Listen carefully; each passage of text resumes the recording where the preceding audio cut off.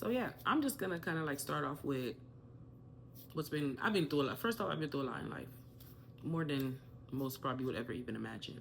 But what I'm gonna focus on right now is basically from August 30th to where I'm at now, because I feel like that's what's most important. That got into me the place where I could actually speak to people, because I will get to the other things as we go, because we're gonna call it Sunday talks. Like we're gonna sit here and talk. The reason why August 30th is so significant is due to the fact of August 30th was the day that I almost unalived myself. It's hard saying that out loud. It's actually hard saying that too, but I want my journey to also help other people to know that they're not alone. And honestly and truly, like I always tell people, you don't know what's going on here. Like before, I used to judge people that would do that, but then I almost did that, and I was that low. So it's like I get it now. I honestly and truly get it. And if I didn't have, I don't know, if I didn't have Christ and I didn't have my dog Coca, then I don't know what I was gonna go ahead and do, because that night when I had basically decided that I didn't want to be here anymore, I had reached out to an individual, and the individual ignored me. The individual was nowhere to be found, which is nothing new as far as it goes. When in that particular situation, and finding out what the individual was doing, was like, okay, cool.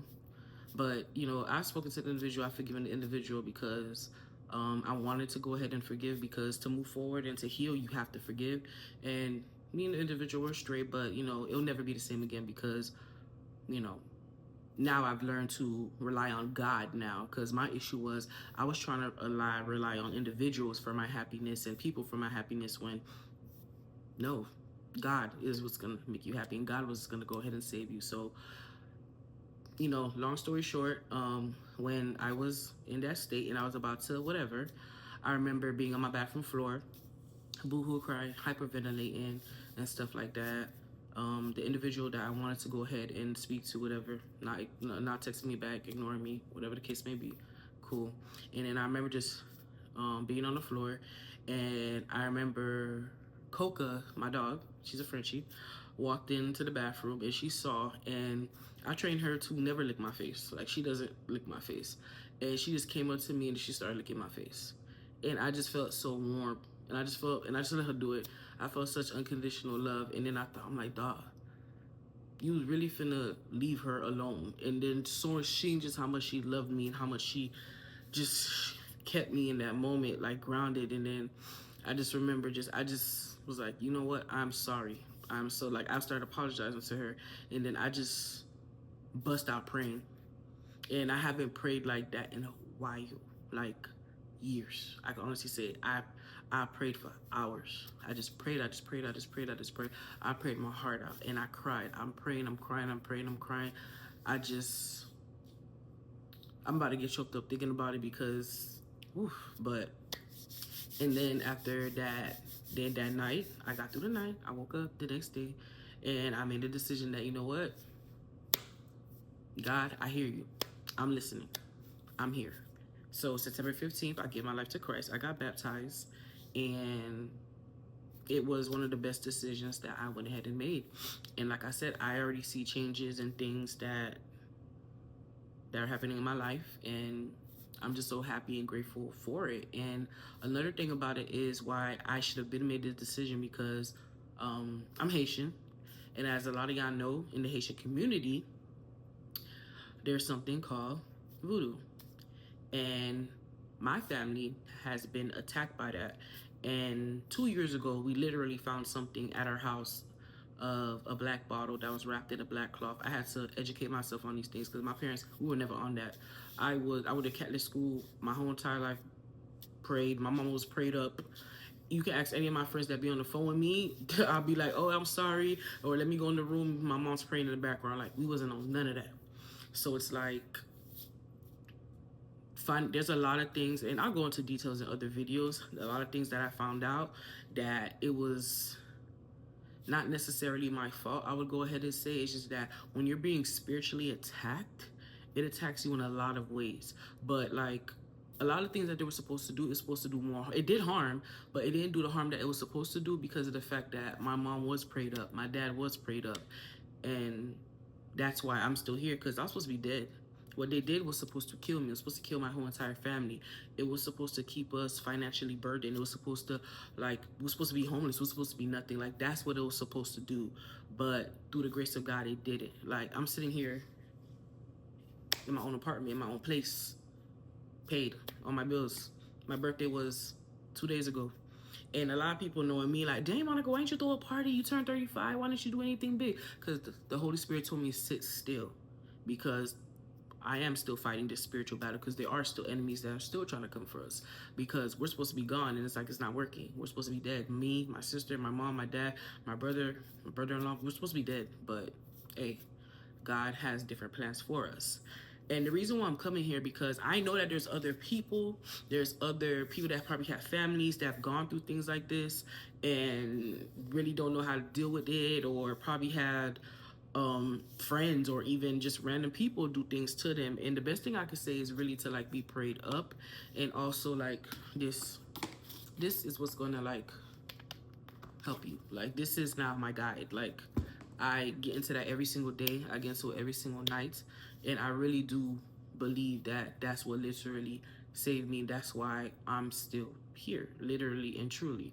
So if you ever, there was times when like I'm like, why am I doing this? Or like, why do I have these addictions? Or why am I making these mistakes? Or why am I still doing the same thing? Like, why am I going through this? Like, what did I do? Like, what did I become? Sometimes it's not you. When you're being spiritually attacked, it really changes you. It makes you a different person. It's like it's almost like, when I look at it, like where I'm sitting now, it feels like an out of body experience. Like, I feel like the past, I want to say the good past 5 years, like the past 5 years of my life, and I know that sounds like a long time. It was a fog. Like 5, 6 years of my life was a fog. Like, I was literally just going with the motions. Like, hey, yeah, I was partying, I was there, but I wasn't there. Like like there was times when I would literally leave a party, come home, I was boohoo crying. I was so sad. I just I was just there. But you know, the fact that I wanted to please people, and I wanted to be around people, and I wanted people to still think of me as, you know, Momo, the lit one, I just went with the flow. And when you just going with the flow and fighting demons, because I was literally fighting demons. Like, when they say that fighting demons, like, not joking, I was literally fighting demons. It makes you do things that you wouldn't usually do. You would have usually act, and that's no excuse. And that's why I had to do work on my own. I take full responsibility, because during that time frame, I made a lot of mistakes. I did a lot of messed up things. I hurt a lot of people. There's a lot of people that I know I gotta apologize to, and one day I will take the time and sit there and apologize to, and call individually. And even in my future videos, there's gonna be a video that I'm gonna have, dear such and such, and I know there's one person in particular that I know I have to apologize to, someone that was a pretty good friend to me, and that was there for me, and I was there for them as well. And even though it was a messy situation as far as it went, but it didn't merit my response as far as how far I took it, especially with how I did it and who I did it with, because the person wasn't even worth it. And the only reason why I'm not going to name that ex-friend is, you know, based off of privacy, and I don't want to put them out there, but I'm pretty sure if she puts two and two together, she'll know what I'm talking about. But I'm sorry, you didn't deserve that. You were a wonderful friend to me, and you honestly and truly didn't deserve that. But I'm not the same person, and I don't deserve your friendship, and I'm not looking for your friendship. But you do deserve an apology for how I went about things and how I did things, because you didn't deserve that. But just to let you know that that wasn't me. I wasn't in a good place, and I was messed up to a lot of people, and I did a lot of messed up things, and things that people that I'm gonna take to the grave, that God knows that God had to forgive me for. But that's why now is the time for me to be a better person and to own up to the things that I did. So basically what I, just want to come here and do is just, give a little, testimony as far as where I am at now. And also to let people know, don't allow your mistakes in your past to go ahead and make you feel like you can't be or do better. Sometimes it's sometimes out of your control, especially when you come from the Caribbean. Like, there's a lot of evil people out there. Like, to this day, we still can't even find out who even did it. We know it's from the family because we prayed about it.